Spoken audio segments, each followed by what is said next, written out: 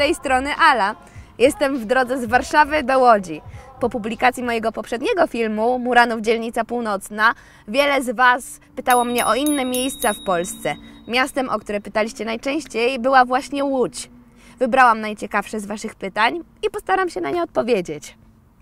Mam nadzieję, że będziemy mieli ładną pogodę. Nie chcę znowu zmarznąć tak jak na Muranowie. Czy wiecie, że Łódź przed II wojną światową była drugim po Warszawie największym ośrodkiem życia żydowskiego w Polsce? To miejsce do czasu wojny było znane jako miasto czterech kultur: polskiej, żydowskiej, niemieckiej i rosyjskiej.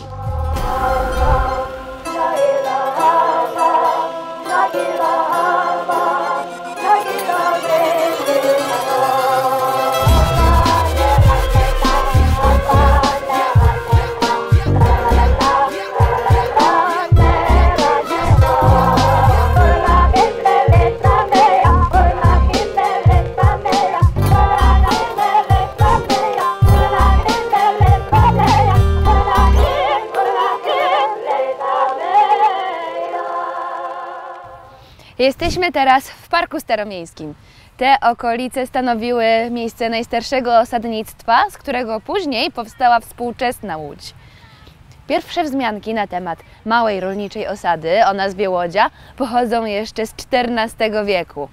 W 1423 roku Łódź uzyskała prawa miejskie, ale dopiero od połowy XIX wieku zaczęła naprawdę się rozwijać i słynąć z branży tekstylnej. Pomogły w tym m.in. bardzo chłonny rynek Imperium Rosyjskiego, imigracja tkaczy i import technologii z zachodu. Wpływ na rozwój Łodzi miała też ludność żydowska, która zaczęła się tu osiedlać pod koniec XVIII wieku. To pomnik Dekalogu, na którym widzicie Mojżesza. Powstał niedaleko miejsca, w którym w 1809 roku znajdowała się pierwsza łódzka synagoga. Do 1862 roku, w czasach zaboru rosyjskiego, Żydzi mogli osiedlać się tylko w tej okolicy.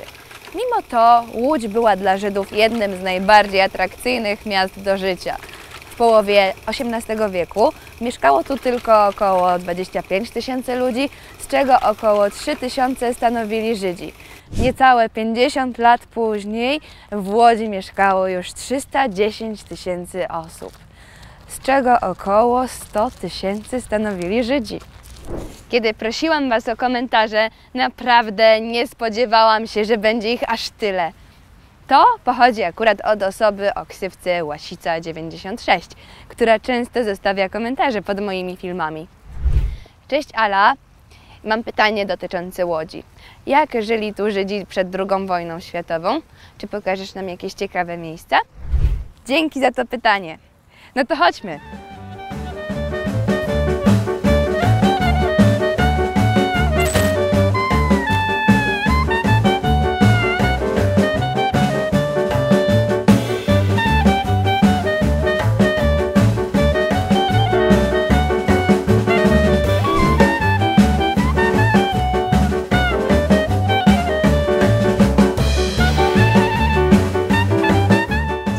Jesteśmy teraz przy ulicy Rewolucji 1905, przy jedynej zachowanej w Łodzi przedwojennej synagodze.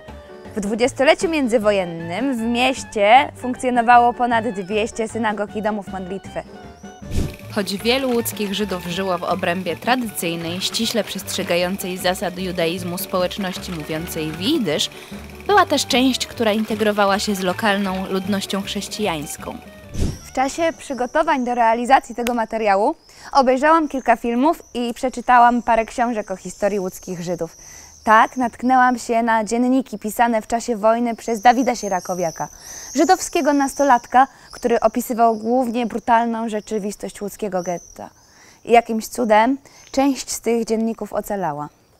Bardzo chcę, żebyście poznali fragmenty tej historii. Dawid Sierakowiak urodził się w średnio zamożnej, urzędniczej rodzinie. Mieszkał razem z rodzicami i młodszą siostrą Natalią na południu Łodzi, gdzie Żydzi stanowili mniejszość.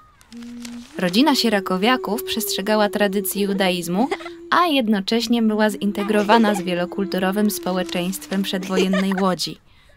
Dawid pisał pamiętniki po polsku. Przed wojną Część społeczności żydowskiej zajmowała się rzemiosłem, handlem lub pracą fizyczną.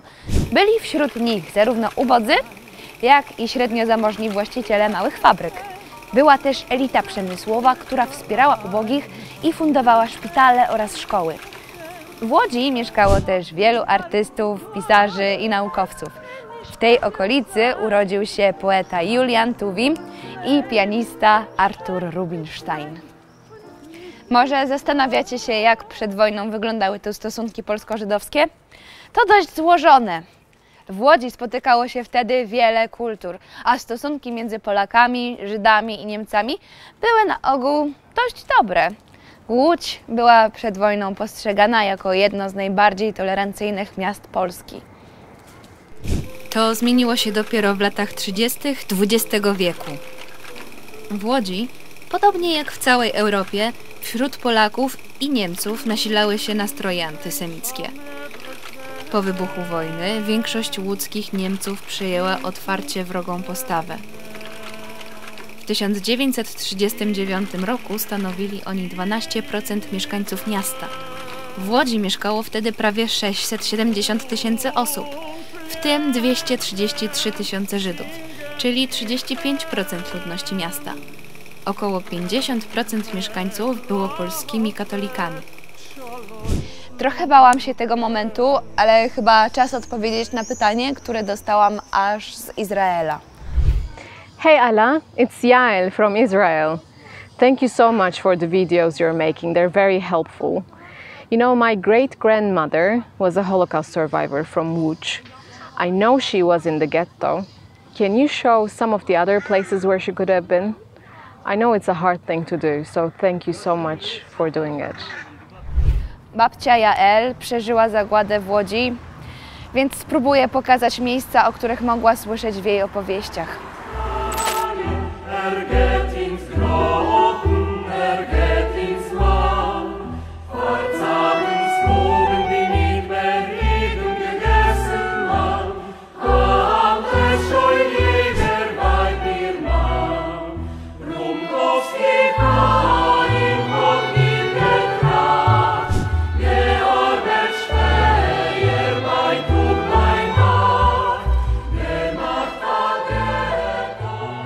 Łódź została zajęta przez Niemców 8 września 1939. Pod koniec 1939 roku Niemcy włączyli Łódź do Rzeszy Niemieckiej, a nazwę miasta zmienili na Litzmannstadt. W pierwszych kilku miesiącach okupacji około 75 000 łódzkich Żydów uciekło do Związku Radzieckiego lub zostało deportowanych na okupowane przez Niemcy polskie ziemie. Po zajęciu miasta naziści nakazali oznakowanie żydowskich przedsiębiorstw i sklepów. Zabronili korzystania z komunikacji miejskiej i chodzenia na przykład po ulicy Piotrkowskiej. Wchodzili do mieszkań i pod pozorem szukania broni rabowali je. Wyłapywali też Żydów na ulicach i zmuszali do pracy fizycznej. W miejscu, gdzie w XVIII wieku osiedlali się pierwsi Żydzi, okupanci utworzyli getto. Było to drugie największe getto w Polsce, które przetrwało prawie do końca okupacji, bo aż do sierpnia 1944 roku. Pod koniec kwietnia 1940 dzielnica została zamknięta i odizolowana od reszty miasta. Rodzina Dawida Sierakowiaka została siłą przeniesiona na jej teren. Getto zlokalizowane było na powierzchni około 4 km², czyli powiedzmy kwadracie 2 na 2 km. Wyobraźcie sobie 160 000 osób zamkniętych na tak małym obszarze. Pod koniec 1940 okupanci przekształcili łódzkie getto w obóz pracy. Niemcy wyznaczyli na stanowisko przewodniczącego starszeństwa Żydów Chaima Rumkowskiego. Miał dużą swobodę w zarządzaniu gettem pod warunkiem, że dostarczał produkty, których żądali hitlerowcy. W obrębie zamkniętej dzielnicy zlokalizowano także 2 podobozy dla Romów i dla dzieci z polskich rodzin. Przetrzymywano w nim więźniów w wieku od 8 do 16 lat, co upamiętnia wiele łódzkich murali.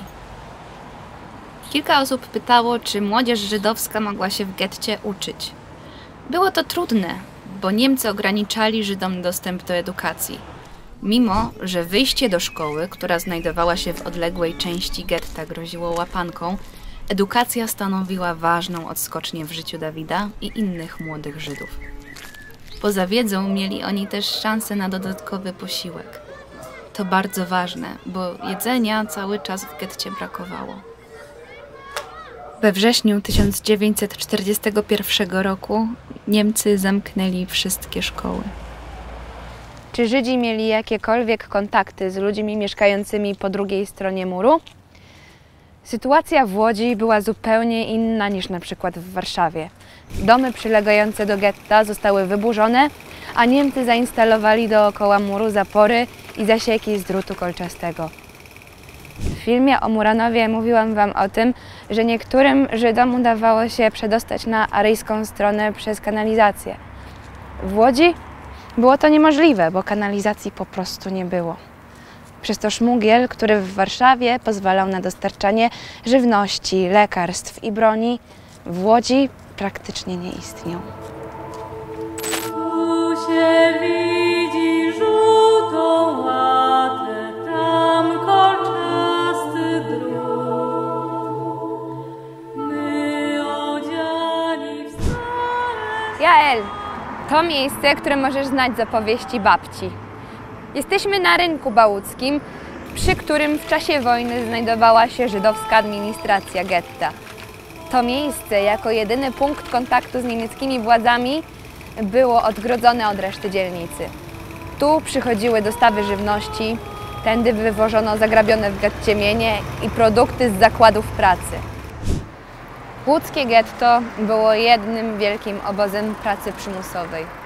W szczytowym okresie działało w nim ponad 100 zakładów przemysłowych, w których pracowało około 90% ludności. Władze getta wierzyły, że produktywność da mieszkańcom szansę na przetrwanie. Niemcy uważali je za bardzo opłacalne i zlikwidowali je jako ostatnie na polskich ziemiach. Żydzi produkowali w getcie głównie odzież. Nie tylko na potrzeby niemieckiego wojska i policji, ale też dla domów handlowych i prywatnych firm. Do pracy zmuszeni byli Żydzi w wieku od 10 do 65 lat, w tym również dzieci i młodzież. O tym fakcie przypomina kilka łódzkich murali. Jeden z nich znajduje się niedaleko stąd. Na tym muralu jest Dawid ze swoim kolegą z klasy, a w budynku obok mieszkał z mamą, tatą i siostrą. Tutaj też pisał swój pamiętnik. Po zakończeniu nauki w gimnazjum w wieku 17 lat Dawid rozpoczął pracę przy obróbce produktów skórzanych. Warunki były bardzo trudne przez kilkunastogodzinne zmiany oraz ciągły, potworny głód. Żydzi nie dostawali za pracę wynagrodzenia pozwalającego nawet na zakup podstawowego jedzenia. Z miesiąca na miesiąc sytuacja w łódzkim getcie była coraz gorsza. Dawid pisze w swoich dziennikach, że osoby, które nie miały pracy, były praktycznie pozbawione dostępu do jedzenia. Na lepsze warunki mogli liczyć tylko ci zatrudnieni w miejscach przetwarzających żywność, w policji, w Radzie Getta czy w urzędach. W 1942 dzienna dawka żywności w łódzkim getcie oscylowała w okolicach 600 kalorii. Mam związane z tym pytanie od jednej z widzek. Dostałam je w mailu. Maja pyta, czy łódzkim Żydom groziły ciągłe wywózki, tak jak to miało miejsce choćby w Warszawie. We wrześniu 1942 roku zaczęła się akcja Wielka Szpera. Niemcy postanowili wywieźć z getta dzieci do lat 10, osoby powyżej 65 roku życia, chorych i tych, którzy nie pracowali. W sumie 15 000 osób. Wszyscy trafili do obozu zagłady w Chełmnie, gdzie zginęli. Spójrzcie na te murale upamiętniające najmłodsze ofiary niemieckiego terroru. Dawid był świadkiem tego, jak wywożeni są kolejni jego znajomi i ich rodziny. Martwił się, że jego schorowaną mamę, mimo że cały czas pracowała, spotka podobny los. Pewnej nocy komisja lekarska w asyście oddziałów policji zamknęła całą ulicę i mieszkanie po mieszkaniu zaczęła wyciągać ludzi do wywózki. Mama Dawida została zabrana, siłą umieszczona w szpitalu i wywieziona do obozu zagłady. Dawid nigdy więcej jej już nie zobaczył. Die Welt hat Gott vermacht, in ihm mit ihm ist Nacht. Sie war do Wind, mit Scheuderin. Jesteśmy teraz na nowym cmentarzu żydowskim, największej w Polsce i drugiej co do wielkości żydowskiej nekropolii w Europie. Miejsce, które chciałabym Wam pokazać, to tak zwane pole gettowe, gdzie chowani byli zmarli z łódzkiego getta. Głód, choroby, samobójstwa i morderstwa dokonywane przez Niemców były przyczyną śmierci 24% mieszkańców getta, czyli ponad 45 000 osób. Pamiętniki Dawida z 1942 roku skupiają się głównie na jedzeniu, na jego braku, na tym, co ile kosztuje. Głód i wyniszczająca wielogodzinna praca zabrały wielu jego bliskich. Wiosną 1943 umiera z głodu jego ojciec. Sam Dawid odchodzi kilka miesięcy później, w 2 tygodnie po swoich 19 urodzinach. Pomimo, że większość Żydów z getta została pochowana właśnie tu, na polu gettowym, grób Dawida znajduje się w głównej części cmentarza, koło rodzinnego grobu.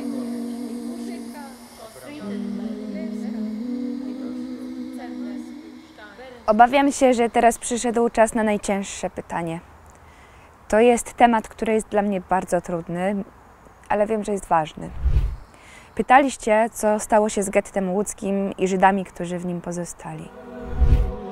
Drajolin Ghetto, jetzt muss man sich zerscheiden. Wie To miejsce było zwane Bocznicą na Marysinie. Stąd też od 1942 roku naziści wywozili Żydów do obozu w Chełmnie.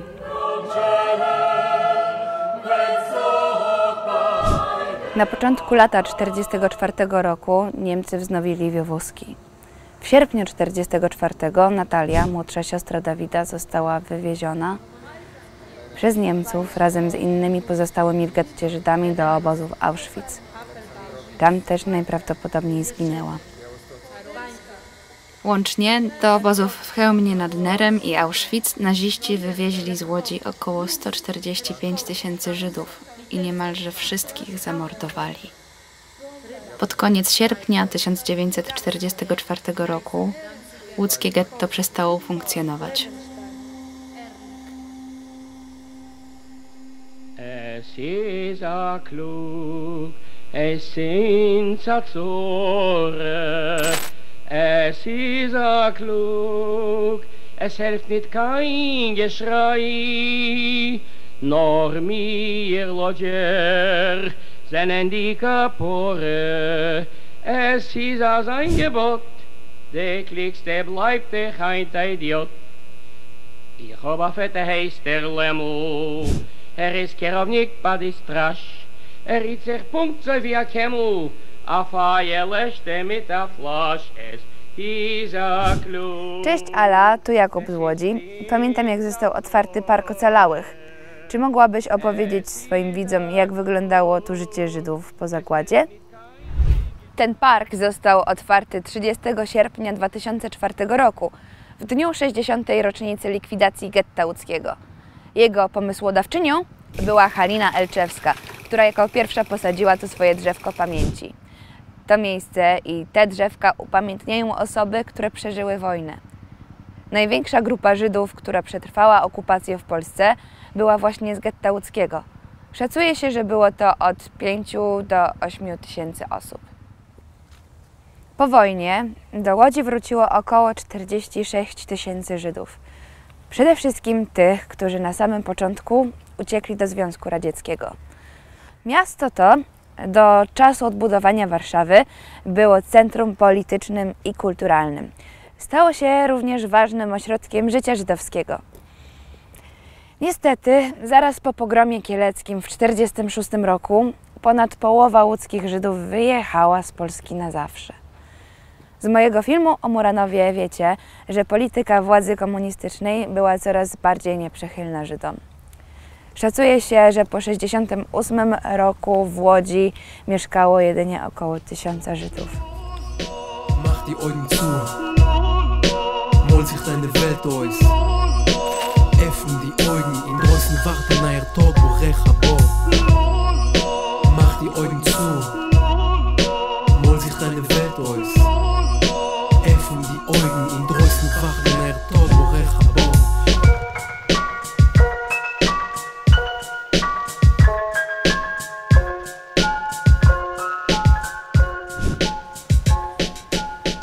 Dotarliśmy do końca tego spaceru i naszej historii o żydowskiej Łodzi.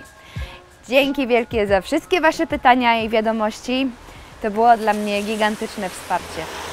Wiem, że to, co Wam pokazałam, było trudne, dlatego chciałabym Was zaprosić jeszcze do miejsca, które pomimo tych wydarzeń z przeszłości ciągle dba o pamięć o łódzkich Żydach.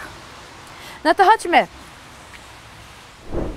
W jednym z budynków gminnych urządzono synagogę, jedyną czynną współcześnie w Łodzi. Dziś do tutejszej gminy żydowskiej należy około 100 osób.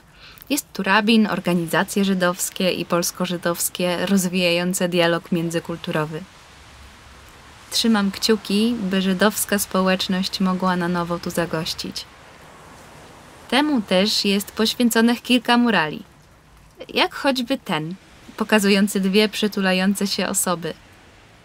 Wydaje mi się, że może oddawać trudną historię łódzkich Żydów i tragedię getta, choć na muralu zakończoną szczęśliwie poprzez gest nadziei.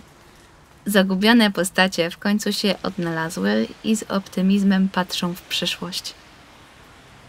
I to już wszystko na dziś. A gdzie spotkamy się następnym razem? Piszcie i zobaczymy. A może to będzie Festiwal Czterech Kultur w Łodzi? Pa! Oi vey, wusstest du, sei jiddischer Rap Durchaus Meschige und avec die Cap Ich hör ständig dieselbe Dreck, noch Narrigkeiten Du's hört nicht steuf, sind Ähnlichkeiten Es ist einfach wo's nice, es kennt nicht Schatten Auf verwelkende Blumen, muss er raus im Schatten Mein Jiddisch ist nicht das Beste, ich weiß Aber macht mir gar nicht aus, weil mir gefällt es Drei mir nicht kein Kopf, mit Schum-Aizes Ich hab genug eigene Zures, kusch mir in Tuches Ich bin ein kluger Jid, kein Dreck mit Leber Wenn ich schreib, soll ich schäden mit meinen Federn. Ihr versteht nicht kein Wort, sorgt sich nicht. Keiner versteht's, glaubt mir, ich euch nicht. Du siehst bloß eine kleine feine Gine für euch. Öfter spaßig, macht der Bläder nicht reich. Wohin willst du auf einmal? Hab ich was gemacht? Tanz mit mir teierste durch die ganze Nacht. Liebste ne Schume, mein Herz mit dir lacht. Ich bete, ich geh nicht weg, bleib noch ein bisschen. Wohin willst du auf einmal? Hab ich was gemacht? Tanz mit mir teierste durch die ganze Nacht. Liebste ne Schume, mein Herz mit dir lacht. Ich bete, ich geh nicht weg, bleib noch ein bisschen. Pfarreich zu rappen tut mir groß Hanoi. Wer geht es up mit Knädlach? Amechaie, Jiddisch ist eine Bereicherung und nicht gefährlich. Ich hab sie wirklich lieb, wie stolz sei Jidderich. Hashem ist Borech, ich kenn sie noch reden. Und öfter mit mein Schir, euch übergeben. Rap ich schnell, aber Vergessenheit geschwinder, ein Bruch. Es ist eine Schande für die Kinder, ein loschen Stardo in ihr eigen Land. Bald unter der Erde in ihr weißen Gewand. Wir kennen Blei Odem sein, also verstummt kein Lebech. Ein ganzer Dorn Kultur verschwunden, Zeichen verwischen, aber mein Herz tragt Wunden. In mir brennt noch eine Flamme, ich will nicht vergessen. Ein erster Tritt, ein neues Rolle, hoffen steht die Tier alle weiter. Hoffe Messer kommt noch mehr. Wohin willst du auf einmal? Hab ich was gemacht? Tanz mit mir teierste durch die ganze Nacht. Liebste ne Schume, mein Herz mit dir lacht. Ich bete, ich geh nicht weg, bleib noch ein bisschen. Wohin willst du auf einmal? Hab ich was gemacht? Tanz mit mir teierste durch die ganze Nacht. Liebste ne Schume, mein Herz mit dir lacht. Ich bete, ich geh nicht weg, bleib noch ein bisschen.